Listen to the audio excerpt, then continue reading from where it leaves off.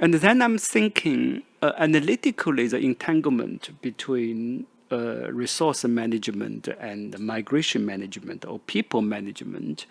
For instance, in the Guatemala case, I'm thinking, how shall we empirically observe these specific ways of entanglement? Now we see they're together. So I think one point you kind of put your finger on is a border, right? Border would probably be one entry point through which probably we can observe the entanglement, because the border is about controlling people, but now border zone is being turned into natural park for the reservation purpose, etc. Can you tell us a bit more about whether or not this will give new meanings to border? Now, border is not only a deterrence against mobility, but the border is also become zones where we have to care our mother nature.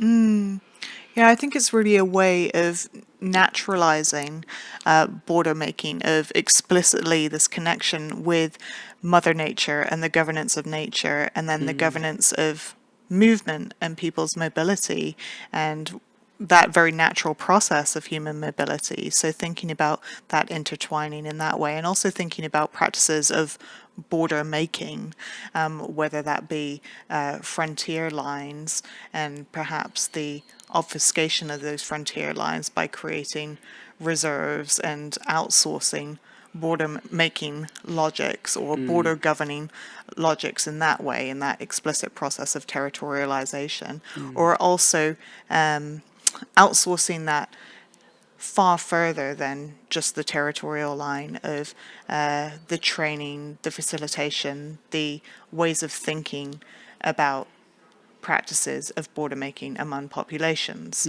So the training, the funding of Guatemalans in carrying out refugee status determination and resettlement as a practice of border making, but under a humanitarian logic around refugee status is something that we often see as a very or think about as a very benevolent process, when in reality, as I see it, it's actually something that's also a practice of bordering in which people have to represent themselves through a discourse of suffering, and are then given a visa at the end of it, and in this case, a visa that ties into a place that they might not want to be in. So thinking about border making in that way, or border making in terms of boundaries and borders that are created by abstracting people as commodities to be managed, whether that be phosphate or refugees or bananas.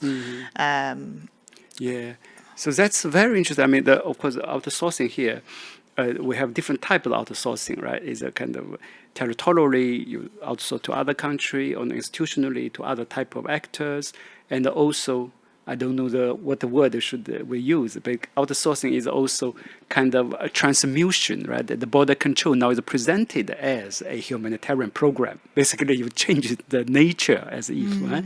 But for the same purpose. But I understand that look at a more concrete way. I understand that if you turn border into a natural reservation area, so actually it is also makes it more difficult physically for people to cross the border. I mean, is that the purpose? Or I mean, they have a natural wall, basically, right? Rather than the fence, the high-tech fence, now let a tree become fence. Is that the thinking there as well?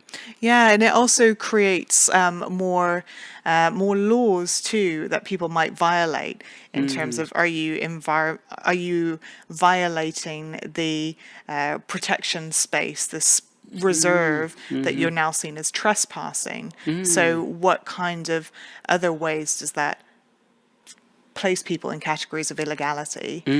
So not only might you be potentially crossing a territory line, and that being a way of criminalizing populations, but you could also be stepping into a reserve, and that's another way in which people might think quite I think when it's ecological reserves and potential infringement of Mother Nature and the protection of a forest reserve, that then criminalizes people in another kind of way for trespassing into these protected zones and these protected spaces. That's very interesting. Yeah. So therefore, there is a multiplication of the effects of borders, right? So border is no longer a territorial line, but now it's about nature, and also it's a multiplication of illegalities, right? You can, once you're getting there, you may